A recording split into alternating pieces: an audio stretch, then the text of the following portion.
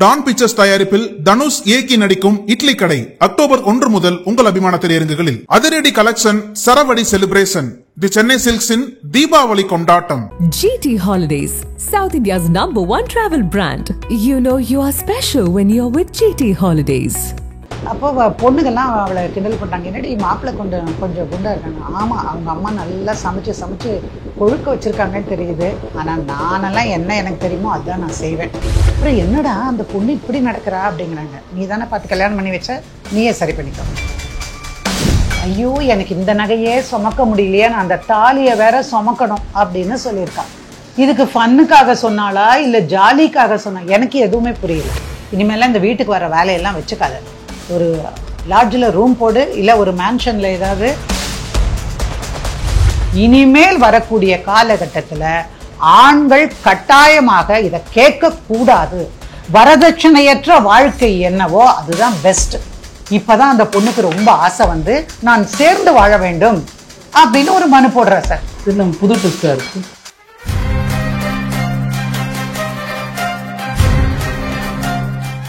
நக்கீரன் நேயர்களுக்கு வணக்கம். வழக்கு எண்ணில் ஒவ்வொரு வாரமும் தான் எடுத்து நடத்தின வழக்கை பற்றி வழக்கறிஞர் சாந்தகுமாரி மேடம் நம்மகிட்ட பகிர்ந்துட்டு வராங்க. அந்த மாதிரி இந்த வாரமும் ஒரு வழக்கோடு அவங்கள சந்திக்கலாம். மேடம் வணக்கம். வணக்கம், நல்லா இருக்கீங்களா? நல்லா இருக்கும் மேடம். சொல்லுங்கள் சார். இப்போது எந்த மாதிரியான வழக்கு மேடம்? போன தடவை ஒரு பெண்ணை பற்றி தானே பேசணும். சரி, அப்போ இந்த தடவை நம்ம ஒரு ஆண், ஒரு பாவப்பட்ட ஆண் பற்றி கதை. பாவப்பட்ட எப்போவுமே ஆண் வில்லனாகவே இருக்காங்க. அப்படியெல்லாம் ஒன்றும் கிடையாது. நம்ம எத்தனை பேருக்கு அந்த கேன்சர் பேஷண்ட் எல்லாம் பேசினோமே, எவ்வளோ பேர் அழுதுருக்காங்க. அந்த கமெண்ட்ல பார்த்தேன் நான், ரொம்ப அழுதுருந்தாங்க நிறைய பேர். சரி, இப்படி ஒரு சாவுவா அப்படின்னு.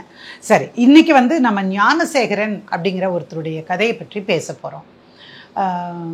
ஞானசேகரன் வந்து மதுரையில் வச்சு இருந்தவர், வாழ்க்கை அங்கே தான். ஆனால் படித்து வேலை அப்படின்னு வரும்போது அவர் வேறு இடத்துல, நம்ம தமிழ்நாட்டிலே இல்லாமல் ஆந்திராவில் ஒரு ஹைதராபாடுங்கிற இடத்துல வேலை செஞ்சிட்ருக்காரு. பொண்ணு பார்க்குறாங்க, சென்னை பொண்ணு. அப்புறம் சரி, பார்க்கறதுக்கு நல்லா தான் இருக்கிறாங்க. சரி, பேசி பார்ப்போமா, அப்புறமா கல்யாணம் பண்ணலாம் அப்படின்னு. சரி, பேசி பார்ப்போம். பேசும்போது ஒரு பாசிட்டிவான ஒரு வைப்ரேஷன் வரல. எப்படின்னா, பேசும்போதே ஒரு அந்த வயசுக்கு தக்கன அந்த மாதிரி எதுவுமே இல்லாமல் ஒரு வரட்டுத்தனமாக அந்த மாதிரி பேசுகிற மாதிரி இருந்தது. ஆனாலும் அம்மா சொன்னாங்க, இல்லை அவங்களுக்கு சொத்து பத்தெல்லாம் இருக்குது, பொண்ணு பையன் 2 பேர் தான், நல்லா செய்வாங்கப்பா. அப்போ நான் நல்லா செய்வாங்களோ இல்லையா, என்னை வச்சு மட்டும் நீங்கள் செஞ்சிடாதீங்க அப்படின்னாரு மாப்பிள்ளை. ஆனால் அவங்க அப்பா அம்மா இல்லை, நல்லா தான் இருக்குது பண்ணேன்னா. பொண்ணு பார்க்குறதுக்கு நல்லா தான் இருந்தாங்க. அதனால் சரின்னு கல்யாணம் பண்ணினாங்க. கல்யாணம் பண்ணும்போது நிச்சயதார்த்தம் வச்சாங்கல்ல, அதுக்கு முன்னாடி தானே நிச்சயதார்த்தம் வைப்பாங்க. நிச்சயதார்த்தம் வைக்கும்போது இவங்களுக்குள்ள நெருங்கின சொந்தம் கொஞ்சம், அவங்க கொஞ்சம், அவ்வளோதான் வருவாங்க. Limited audience will be there. So அந்த ஆடியன்ஸ் பற்றியில் பேசிகிட்டு இருக்கும்போது இந்த இவங்க சொந்தத்தில் ஒரு 2-3 பேர் அப்படியே மிங்கிலாகி பக்கத்தில் உட்காந்துருந்துருக்காங்க. அப்போது பொண்ணுங்கள்லாம் அவளை கிண்டல் பண்ணுறாங்க, என்னடி மாப்பிள்ளை கொஞ்சம் குண்டாக இருக்காங்க. ஆமாம், அவங்க அம்மா நல்லா சமைச்சு கொழுக்க வச்சுருக்காங்கன்னு தெரியுது.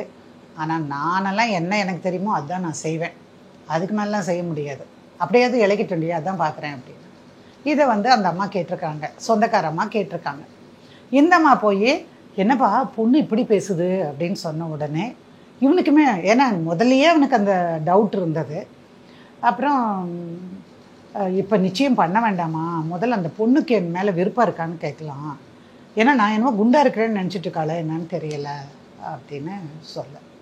அப்புறம் இந்த அம்மா போய், அந்த சொந்தக்கார அம்மா போய் அவங்கக்கிட்ட பேசியிருக்கேன், இந்த மாதிரி பொண்ணு சொல்லுதுங்க, அந்த பொண்ணுக்கு பிடிக்கலைன்னா நம்ம வேண்டான்னு சொல்லிடலாம், அதெல்லாம் ஒன்றும் பிரச்சனை இல்லைங்க, உங்கள் பொண்ணுக்கும் ஒரு பையன் கிடைக்கும், எங்கள் பையனுக்கும் ஒரு பொண்ணு கிடைக்கும் அப்படின்னு. அதெல்லாம் ஒன்றும் இல்லைங்க, அந்த மாதிரி ஏதோ விளையாட்டுத்தனமாக ஃப்ரெண்ட்ஸுக்கிட்ட பேசும்போது இது மாதிரி தான் சவடாலாம் பேசுவாங்க பொண்ணுங்க, அதெல்லாம் நீங்கள் பெருசாக எடுத்துக்காதீங்க அப்படின்னு. அப்புறம் அன்னைக்கே அந்த பெட்ரோத்தல் முடியும் போதே வேற மயக்கம் போட்டு அந்த பொண்ணு விழுகுது. அப்போது ஏமா இப்படி இருக்குது, என்னங்க ஃபிட்ஸ் வந்துருச்சு மாதிரி இருக்கே அப்படின்னு சொல்லிட்டு எல்லாம் ஒவ்வொருத்தரும் ஒவ்வொன்றும் பேசுவாங்க தானே. ஐயோ, வெற்றத்தில் அன்றைக்கே வந்து நிச்சயதார்த்தத்தை அன்றைக்கே அந்த பொண்ணுக்கு வந்து ஃபிட்ஸ் வருதுன்னா என்னவா இருக்கும் அப்படின்னு. இப்போ அவங்க அப்பா அம்மா சொல்கிறாங்க, இல்லை அந்த பொண்ணு வந்து ட்ராவலு, நாங்கள் நைட்டு கிளம்பி வந்தோம், அப்புறம் வேறு இடத்துல நம்ம போய் தங்குற போது ஒரு ஹோட்டலில் ஏதோ அப்புறம் காலையில் நேரத்தில் சாப்பிட்ருக்க மாட்டா, அந்த மாதிரி எல்லா காரணங்களும் இருக்குது. அவங்க சொன்னதில் ஒரு நியாயமும் இருக்கத்தான் சரி. அப்போ அவங்க அம்மா அப்பா சொல்கிறாங்க, இல்லைப்பா சரியாயிடும், கொஞ்சம் நல்லா சாப்பிட்டானா பொண்ணு தெம்பாயிடுவா, நல்லாயிருக்கும். சரி அப்பா அம்மா சொல்கிறாங்களே நம்ம கல்யாணம் பண்ணி போனோம். கல்யாணம் பண்ணிட்டா. கல்யாணம் பண்ணிட்டு வந்ததுக்கப்புறம் ஒரு சந்தோஷமான வாழ்க்கையை எதிர்பார்த்து தான் ஒரு ஆணும் பெண்ணும் 2 பேரும் வாழ்க்கையில் இணைவாங்க. ஆனால் அந்த பொண்ணு வந்து கொஞ்சம் இன்டிஃபரெண்ட்டாக இருக்காங்க. ஷீ இஸ் வெரி அசர்ட்டிவ்னு சொல்லுவாங்க பாருங்க, அந்த மாதிரி. பிரேக்ஃபாஸ்ட் சாப்பிடலாமா அப்படிமா, வரலன்னா சரி நான் சாப்பிட்டுட்டு நான் கிளம்புறேன். ஆனால் அந்த பொண்ணு வேலைக்கு போகிறோம். ஸோ பிகினிங்கில் பார்க்கும்போதே ஏதோ வித்தியாசமாக இருக்கே அப்படின்னு அவனுக்கு தெரியுது. அப்புறம் நான் ஹைதராபாத்தில் வேலை செய்கிறதுனால ஒரு 4-5 நாள் கழித்து அவங்க போய் தான் ஆகணும்.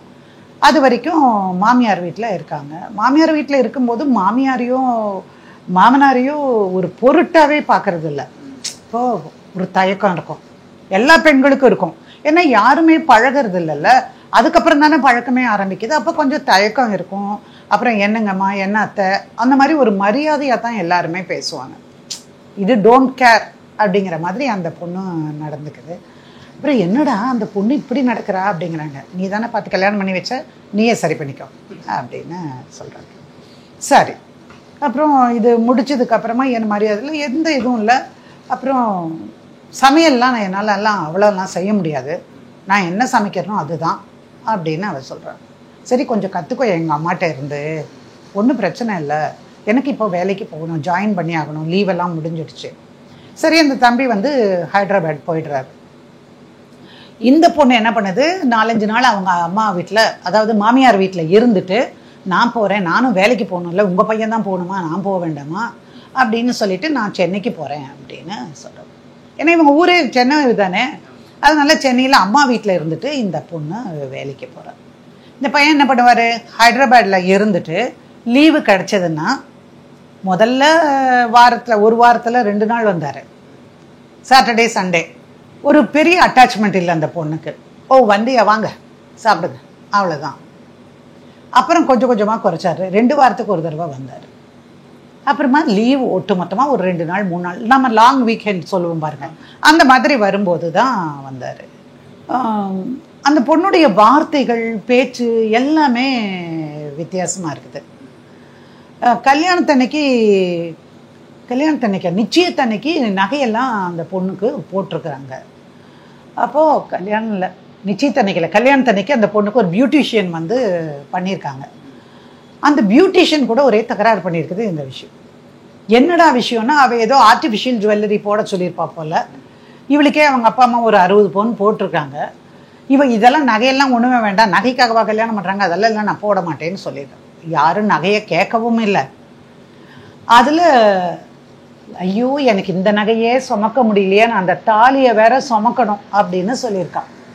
இதுக்கு ஃபன்னுக்காக சொன்னாலா இல்லை ஜாலிக்காக சொன்னா எனக்கு எதுவுமே புரியல. எனக்கு உண்மையிலேயே புரியல, உங்களுக்கு ஏதாவது புரியுதா? இதெல்லாம் கேட்ட உடனே ஆச்சரியம், என்னது தாலியை சுமக்கிறது ஒரு பெரிய கஷ்டமா அப்படின்னு. அப்புறம் கல்யாணம் ஆகி கொஞ்ச நாள்லயே பார்த்தீங்கன்னா ஆஃபீஸ் போகும்போது அந்த தாலியெல்லாம் இல்லை, ரொம்ப ஸ்டைலிஷாக வேறணும்.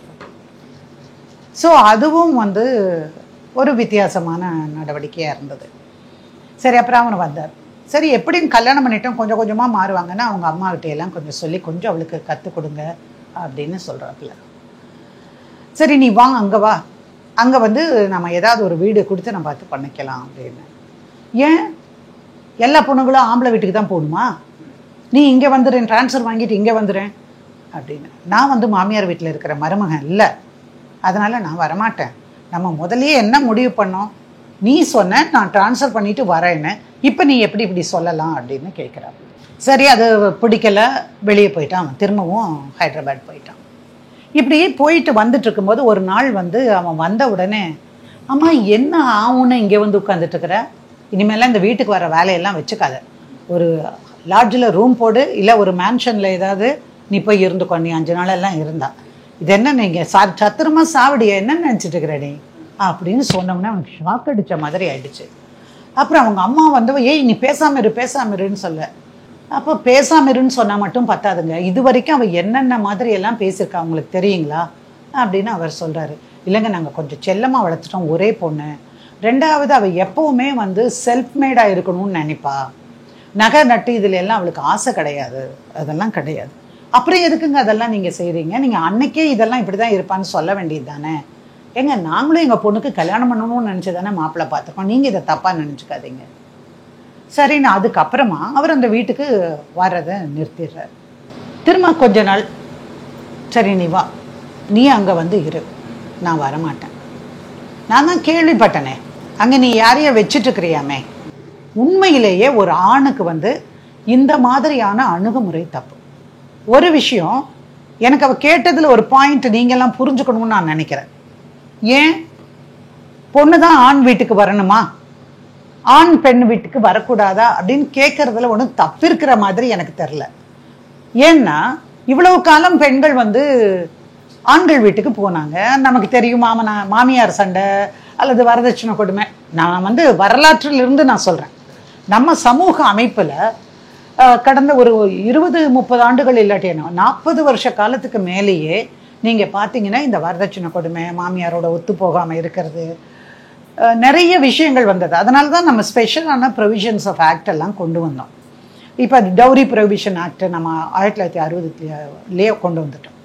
அப்புறம் அது போக 498A கணவன் வீட்டாருடைய உறவினர்கள் அங்கே இருக்கிறவங்க வந்து பொண்ணை வந்து கொடுமை பண்ணினா அவங்களுக்கு தண்டனைக்குரிய குற்றம்னு போட்டு இத்தனை வருஷம் ஜெயில் தண்டனைன்னு போட்டோம். அப்புறம் என்னாச்சு, நிறைய பேர் ஸ்டவ் வெடித்து செத்தாங்க. அந்த ஸ்டவ் வந்து மருமகளை பார்த்து மட்டும்தான் வெடிக்கும், மாமியாரை பார்த்தா வெடிக்காது. அப்போ இதையெல்லாம் பார்த்து தான் ஒவ்வொன்றா வரதட்சணை தடை சட்டம், இந்த சட்டம், அப்புறம் வந்து 7 வருடங்களுக்குள்ள மரணம் முற்றால் சந்தேகத்திற்கிடமான இதெல்லாம் நம்ம பேசணுமா இல்லையா? ஆனால் இதெல்லாம் நடக்கிற பொழுது வேறு. இப்போ பெண்கள் அவங்களா கல்வியெல்லாம் கற்று கொஞ்சம் சம்பாரித்து இருக்கும்போது ஏன் அப்படின்னு நினைக்கிறதுல ஒன்றும் தப்பு கிடையாது. காலம் அதுவும் மாறத்தான் போகுது, மாறாமெல்லாம் கிடையாது. கூட்டு குடும்பமாக இருந்தவங்க தனி குடும்பமாக வந்திருக்காங்க, அது மாதிரி இதுவும் நடக்கக்கூடும். அப்போ பொதுப்படியாகவே இது எல்லாம் பார்க்குற பொழுது அந்த பெண்ணுக்கு தன்னோட வாழ்வதற்கு விருப்பம் இல்லைன்னு தோணுது. ஒரு நாள் அப்படிதான் ட்ரெயினில் வந்துட்டு இருக்கும்போது அவளுடைய இந்த பொண்ணுடைய ஒரு ஃப்ரெண்டை அவர் மீட் பண்ணுறாரு.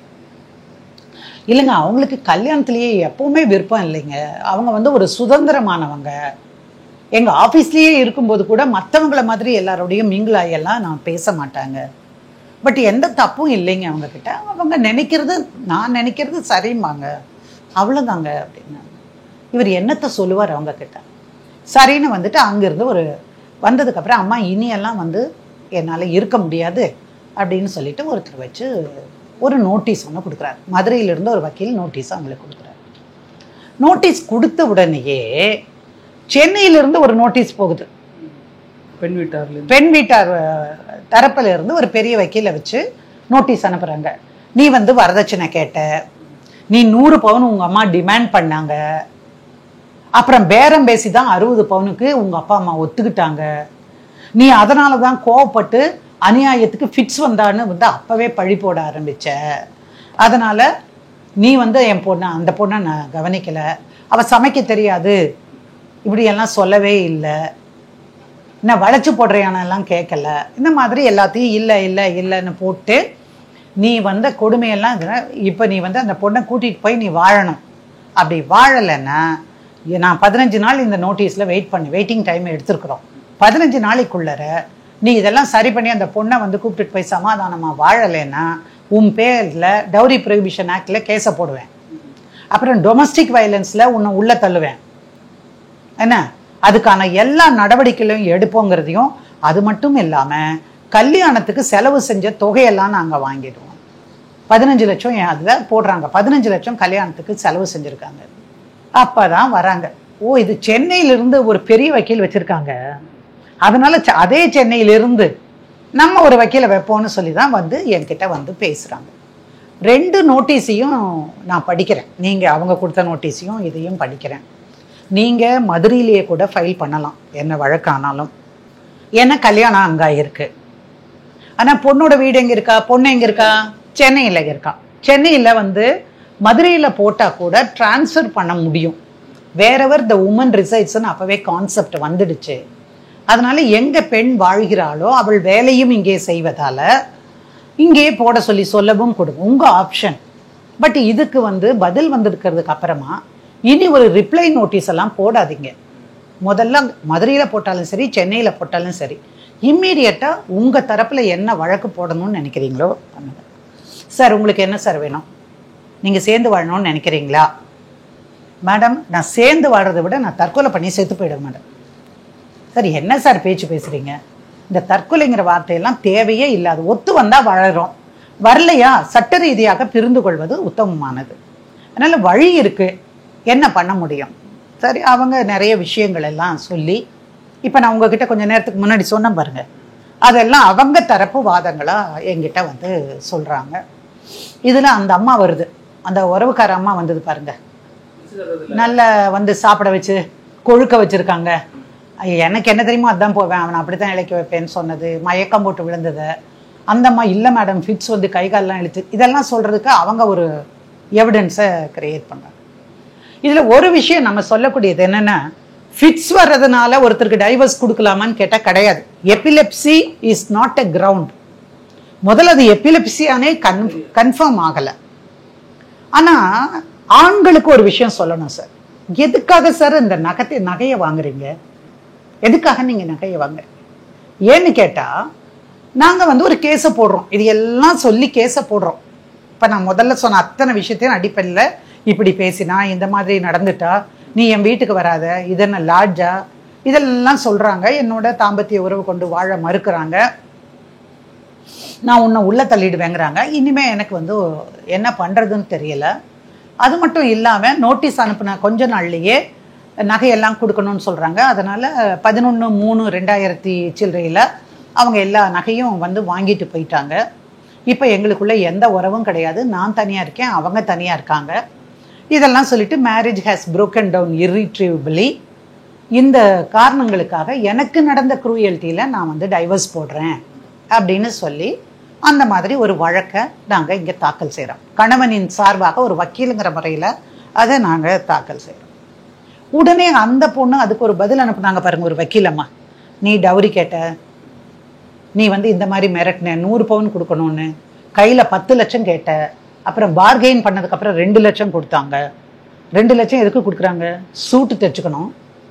அது கல்யாணத்துக்கு போது பட்டு வேட்டி சட்டை எடுத்து கொடுப்பாங்களா, அங்கவஸ்திரம். நம்ம ஊர்களில் மதுரை போன்ற இடங்கள்ல அதெல்லாம் இருக்கா இல்லையா? அந்த மாதிரி சீர்சரத்து நாங்கள் எடுத்தால் மாப்பிள்ளைக்கு பிடிக்குதோ இல்லையோ, அதனால நான் காசை கொடுத்துருக்கேன். இதுதான் விஷயம். சரி, எப்படி 2 லட்சம் கொடுத்த? அந்த 2 லட்சம் எப்படி? எல்லாம் கேள்வி வருமா இல்லையா? நீ பேங்க் டிரான்ஸ்ஃபராக பண்ணியிருக்க, ரொம்ப புத்திசாலித்தனம். அதே பேங்க் டிரான்ஸ்ஃபர் அனுப்புனதுக்கு பிறகு அன்னைக்கு நாளில் வந்திருக்கக்கூடிய பணத்தில் பில்லெல்லாம் வைக்கிறாங்க. இதெல்லாம் வச்சு ஸோ டிட் ஃபார் டாட் மாதிரி தான் இதெல்லாம் நடக்குது. ஆனால் ஒரு விஷயம் நான் திரும்ப எல்லா ஆண்களுக்கும் சொல்ல விரும்புறது சார், பொண்ணோட நகை பொண்ணுக்கானது. நீங்கள் பெஸ்ட் ப்ராக்டிஸ் என்னன்னு கேட்டிங்கன்னா, ஆண்களுடைய தாய்மார்களும் அல்லது கூட இருக்கிற அக்கா தங்கச்சிகளும் தயவு செய்து பொண்ணுக்கு எத்தனை நகை போடுறீங்கன்னு கேட்காதீங்க. உண்மையிலேயே இன்னைக்கு பவுன் விற்கிற விலையில வாங்க முடியுமா? சரி, நான் ஒரு கேள்வி கேட்குறேன். உங்களை பெத்தாங்க, வளர்த்தாங்க, படிக்க வச்சாங்களா? வேலைக்கு போறீங்க. அப்போ உங்களுக்கு வரதட்சணை கேட்குற மாதிரி இப்ப பெண்கள் எல்லாரும் படிக்கிறாங்க, வேலைக்கு போறாங்க, நல்லா சம்பாதிக்கிறாங்க. அப்ப அவங்க வரதட்சணை கேட்கலாமா? கேட்கலாமா சார்? சொல்லுங்க. தலையை ஆட்டினா எப்படி? இல்ல மேம், கேட்டா அது டேலி ஆயிடும். டேலி ஆயிடுமா? டேலியும் ஆக வேண்டாம், ஒன்றும் வேண்டாம். 2 பேரும் கேட்காதீங்க. 2 பேருக்கு பிடிச்சா கல்யாணம் பண்ணுங்க. இப்ப நம்ம சாதிய கட்டுமானத்துக்குள்ள வளர்ந்தவங்க அதுல பார்ப்பாங்க இல்லையா? மதத்துல இருக்கிறவங்க மதத்தை பார்ப்பாங்க. எதுவுமே வேண்டாங்கிறவங்க சுயமரியாதை திருமணம் பண்ணுவாங்க. அது மாதிரி சந்தோஷமா பண்ணிட்டு போறாங்க. அது இல்லாம அந்த நகையை கொண்டு வந்து மாமியார் கையில ஒப்படைக்கணுங்கிறீங்க. மாமியார் கையில எதுக்கு சார் ஒப்படைக்கணும்? நாளைக்கு செலவு பண்றதுக்கு, அடகு வச்சுட்டு. அதெல்லாம் தப்புன்னு புரிஞ்சுக்கோங்கிறேன். ஏன்னா நம்ம வீடியோஸை 3 இயர்ஸா ஏறத்தாழ 3வது வருஷத்துக்கு வந்துட்டோம், முடிய போகுது. எத்தனை விஷயங்களை நம்ம சொல்லிட்டோம். இந்த நகையை வாங்கி வைக்கிற பழக்கத்தை மாமியார்கள் விட வேண்டியது. கேட்காதீங்க. நீங்க சொன்ன பல என்ன ஆகி போச்சுன்னா, இந்த விளையாட்டுல சொல்லுவாங்க, நீ ஊமி கொண்டு வா, நான் அரிசி கொண்டு வரேன். ஊதி ஊதி சாப்பிடுவோம். ஆமா, ஊதி ஊதி யாரு சாப்பிடுறது? நீங்க உமியை கொண்டு வந்துட்டு ஊதி ஊதி சாப்பிடணும்னு நினைக்கிறீங்க. தப்பு தானே அது? தவிர்த்திடுங்க. 2வது, அந்த நகையை வைத்துக் கொள்ளுகிற அதிகாரம் மாமியாருக்கு கிடையாது. புரியுதுங்களா? நீங்க ஒண்ணு கஸ்டோடியன் ஆஃப் த ஜுவல்ஸ் கிடையாதுங்க. அவ நகைய அவ பேர்ல பேங்க்ல வைக்க விடுங்க. அவ வேணும்னா வச்சுக்கிறா, இல்ல எடுத்து செலவழிக்கிறா. நீங்க யார் அது கேட்கறதுக்கு? நான் போன வாரமோ அதுக்கு முந்தின வாரமோ பேசும்போது சொன்னேன், நீங்க வீடு கட்டுறதுக்கு கேட்கறாங்களா இல்ல இதுக்கு கேட்கறாங்களா, கொடுங்க. நகைய அவங்க கிட்ட கொடுத்து வைக்காதீங்க. நீங்க சொன்னமில்ல, இதெல்லாம் பேசணுமா இல்லையா? அவ்வளவுதான் விஷயம். சோ இதுல இப்போ அந்த நோட்டீஸ்ல அவ்வளவு மிரட்டுறதுக்கு என்ன காரணம்? உண்மையில டைவர்ஸ்ல போட்டுருவேன், சாரி டவுரி ஹாரஸ்மெண்ட்ல போட்டுருவேன், அதுக்கப்புறமா 498A போடுவேன், டிவி ஆக்ட்ல போடுவேன். இந்த தொல்லையெல்லாம் இருக்கணும். இல்லாம இருக்கணும்னா இனிமேல் வரக்கூடிய காலகட்டத்தில் ஆண்கள் கட்டாயமாக இதை கேட்க கூடாது. வரதட்சணையற்ற வாழ்க்கை என்னவோ அதுதான் பெஸ்ட், பிரச்சனை இல்லாத வாழ்க்கை. ஆமா. சில நேரத்துல பாருங்க, சில மாப்பிள்ளை வீட்டுல கன்றாவி சார், இந்த நான் சொல்லியே ஆகணும், காசு கேட்பாங்க சார், பொண்ணுக்கு அதுல இருந்து செஞ்சு கொடுப்பாங்க. அந்த அளவுக்கு வழி இல்லாமல இருக்கீங்க அப்படின்னா எதுக்கு உங்களுக்கு எல்லாம் கல்யாணம்? கரெக்ட் தானே? நீங்க எத்தனை வாங்குனீங்க? நான் அது வாங்கல மேம். அதானே கேட்கட்டுமா பொண்ணுகிட்ட? சரி, வாங்காத வரைக்கும் சந்தோஷம் சந்தோஷம். அதனால இந்த வழக்குல இந்த மாதிரி வந்ததுக்கு அப்புறமா நீ எப்படி என் பொண்ணை ஃபிட்ஸ்ன்னு சொல்ல போச்சு, நான் டெஸ்ட்டுக்கு அனுப்புறேன், அவளுக்கு இல்ல, அப்படியே இருந்தாலும் கூட நீ டைவர்ஸ் பண்ண முடியாது சொன்னேன் இல்லையா அப்பவே? சோ எல்லா காரணங்களும் போட்டாச்சு. சோ எனக்கு கல்யாண செலவு 15,000 ஆயிருக்கு, 15 லட்சம் ஆயிருக்கு. அந்த 15 லட்சத்தை எனக்கு கொடுக்க வேண்டியது. அது போக என்னுடைய வாழ்க்கைக்கு உத்தரவாதம், எனக்கு வாடகைக்கு வீடு எடுத்து கொடு, எனக்கு எல்லாத்தையும் ப்ரொவைட் பண்ணு, கான்ஜுகல் பிளஷரை நீ கொடு. ஒத்தே வராது. 2 பேரும் மனசளவுல பிரிஞ்சு நொறுங்கி போயிட்டாங்க, 2 பேருமே வெளியே வந்தாச்சு. இதெல்லாம் போட்டு ஒரு லிஸ்டா போட்டு இத்தனை கொடுக்கணும்னு கேட்கும்போது என்ன பண்ணுவீங்க? இப்பதான் அந்த பொண்ணுக்கு ரொம்ப ஆசை நான் சேர்ந்து வாழ வேண்டும் அப்படின்னு ஒரு மனு போடுற சார். இது நம்ம புது டெஸ்டா இருக்கு. ஏன்னா உனக்கு உண்மையிலேயே சேர்ந்து வாழணும்னா உன் வீட்டுக்காரர் அங்க போயிட்டார், அவர் உன்னை கூட்டிட்டு போல, அப்பவே இல்லை போட்டிருக்கணும். 11ல கல்யாணம், 6 மாசம் முடிஞ்சது. 6 மாசம் முடிஞ்ச உடனே நீ கூட்டிட்டு போகணும்னு போடணுமா இல்லையா? உனக்கு வித்தியாசமா இருந்தா போட்டுக்கணுமா இல்லையா? ஒண்ணுமே கிடையாது. இப்ப நம்ம டைவர்ஸ் போட்ட உடனே அவங்க ரெஸ்டிடியூஷன் கேட்குறாங்க. ஆனாலும் வக்கீல்களும் சொல்லி தருவாங்க, நீ இந்த மாதிரி கேட்கலாம், எல்லாருமே கேட்கலாம் அப்படிங்கிறத சொல்லுவாங்க. அவங்களும் பணம் வாங்கிக்க விருப்பப்படுவாங்க, அவங்களும் செலவு தானே செஞ்சிருக்காங்க. ஆனா 7 லட்சம் செலவு செஞ்சுட்டு 15 லட்சம்னு கேட்கலாம், என்ன இருக்கு அதுல? ஸோ ஆன வரைக்கும் பேசி பார்த்துட்டோம். அந்த பையன் நான் சேர்ந்தே வாழ மாட்டேன்ட்டான். அவ நகையெல்லாம் கொடுத்தாச்சு, எதுவும் இல்லை. நாங்க எடுத்து போட்டிருக்கோம் பாருங்க, அந்த நகை அவங்க கிட்ட இருக்கு. எப்படியும் ஒரு 5 பவுனுக்காவது மினிமம் தாலி போடுவாங்க. அதுவே ஒரு குறிப்பிட்ட சமூகத்தினர் அந்த 10-15 பவுன்ல அப்படியே தடியா அப்படி போட்டா தான் மரியாதைன்னு நினைப்பாங்க. ஸோ இந்த மாதிரியான விஷயங்கள் இருக்கும். அது அவங்க கிட்ட தான் இருக்கு. அவங்க எனக்கு திருப்பி கொடுக்கணும், நாங்க திருப்பி கொடுக்கறதுக்கு ரெடிங்க. 50 லட்சம் ரூபாய் எடுத்து வைங்க. எதுக்கு? டைவர்ஸ்க்கு. So the real intention is not to join the husband. இது பணம் காய்க்கிற ஒரு விஷயமாக பார்க்கப்படுகிற காலத்துக்கு மாறிடுச்சு. பேசி பேசி பார்த்து மீடியேஷனுக்கு அனுப்பி எல்லாம் என்னென்ன பண்ண முடியுமோ எல்லாம் பண்ணி பார்த்தாச்சு, ஒத்துக்கல. அந்த பையன் சொல்லிட்டான், என்கிட்ட அதெல்லாம் இல்லை. மேக்சிமம் என்னால் என்ன முடியும்னா கடைசியாக பேச்சுவார்த்தை முடிக்கும் போது 5 லட்சம் கொடுப்பேன், தேவைன்னா வாங்கிக்க சொல்லுங்க, இல்லை நான் இப்படியே இருந்துக்கிறேன். இதுல ஒரு பாயிண்ட் பாத்தீங்கன்னா, பையன் மெயின்டெனன்ஸ் கொடுக்க வேண்டிய அவசியம் இல்லை. ஏன்னா குழந்தை இல்லைங்கிறது மட்டும் இல்ல, பொண்ணு வேலைக்கு போறாளே, சென்னையில வேலைக்கு போறா, அவ டிகிரியே அங்க போட்டிருக்குறீங்க, புரியுதா? அப்போ நல்லா படிச்ச பொண்ணு வேலைக்கு போனா நம்ம மெயின்டெனன்ஸ் கொடுக்க வேண்டியது இல்லை. அவங்க ஸ்டேட்டஸை விட இவங்க ஸ்டேட்டஸ் ஓஹோன்னு இல்லை, அதனால ஈக்வி ஸ்டேட்டஸ்ல நீ கொடுக்கணும்னு கேட்கவும் முடியாது, புரியுதுங்களா? அது இல்லைன்ன உடனே அப்புறம் பேசி அந்த 5 லட்சத்தை கொடுத்து ஒரு மியூச்சுவல் கன்சென்ட்ல போட்டு அந்த தம்பிக்கு நான் டைவர்ஸ் வாங்கி கொடுத்தேன். உண்மையிலேயே இவ்வளவு பேசிட்டு நீங்க பாத்தீங்கன்னா இந்த கேஸ்ல வந்த அத்தனை விஷயங்களுமே இதுல ஒரு ஆண் பாதிக்கப்பட்டிருக்கான். பர்டிகுலர் வழக்குல ஆண் இந்த பர்டிகுலர் வழக்குல நடந்திருக்கு, பாதிக்கப்பட்டிருக்கான். ஆனா அவனுக்கு தீர்வு கிடைக்கணும்னா நாளாகும். நீங்க கேஸ் போடுறீங்கல்ல, ரொம்ப நாள் நடக்கும். அப்புறம் கேஸ்ல யார் ஒருத்தர் ஜெயிச்சாலும், நீங்க ஜெயிச்சா அவங்க போடுவாங்க, அவங்க ஜெயிச்சா நீங்க போடுவீங்க, அப்பீல் போகும். இது அப்படியே 10-15 வருஷம் ஆயிடும். அதனால 10 வருஷமாவது மினிமம் ஆகும்.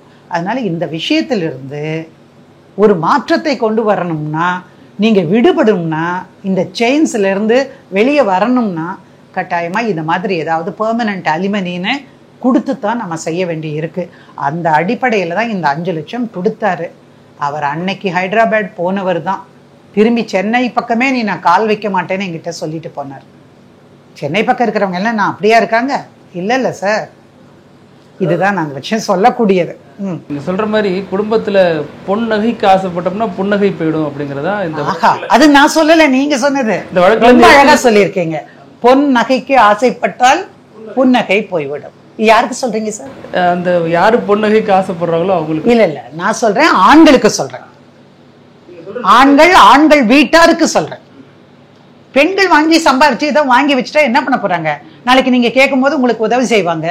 அதனால பொன்னகையே வேண்டாம் என்பதல்ல, யாருக்கு விருப்பமோ அவர்கள் வாங்கி கொள்ளட்டும். எனக்கு வேண்டாம்னா நான் வேண்டான்னு சொல்லலாம். சரியா? நீங்கள் புன்னகையோடு வாழ வாழ்த்துகிறேன். ரொம்ப நன்றி மேடம். ரைட். நக்கீரன் டிவிக்கு சப்ஸ்கிரைப் செய்யுங்கள். உங்கள் ஆதரவே எங்கள் பலம். ஆசிரியர்களுக்கு நண்பனாகவும் மாணவர்களுக்கு ஆசானாகவும் திகழும் தேர்வு வழிகாட்டி. ஒவ்வொரு பாடத்திற்கும் அனுபவமிக்க ஆசிரியர்களின் துல்லியமான தெளிவான விடைகள். CNC இருக்கு, தேர்வு பயம் எதற்கு? இது தீரன் பப்ளிஷிங் ஹவுஸ் விற்பனை வெளியீடு.